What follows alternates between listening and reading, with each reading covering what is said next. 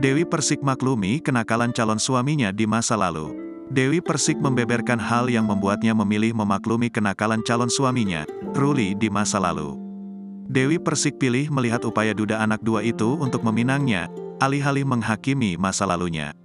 Menurut Dewi, yang terpenting adalah attitude Ruli untuk menunjukkan keseriusannya. "Oang mau punya masa lalu seperti apa, dia punya niat baik lo sama aku," beber DP. "Setidaknya datang ke ibu aku permisi, mau kenal sama aku secara pribadi. Ingin menjadikan aku istri, bukan pacar ya," tambahnya. Dalam kesempatan itu, Dewi Persik sekaligus buka suara terkait tudingan calon suaminya, Ruli menelantarkan anak. Pasang badan untuk Ruli, DP menjelaskan fakta di balik tudingan miring tersebut. Pihaknya membantah Ruli secara sengaja menelantarkan kedua buah hatinya. Namun, keadaan yang memaksa Ruli harus putus komunikasi dengan kedua anaknya.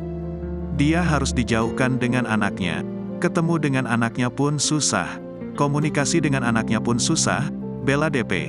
Dikutip dari YouTube Intens Investigasi, Senin, tanggal 13 Februari tahun 2023.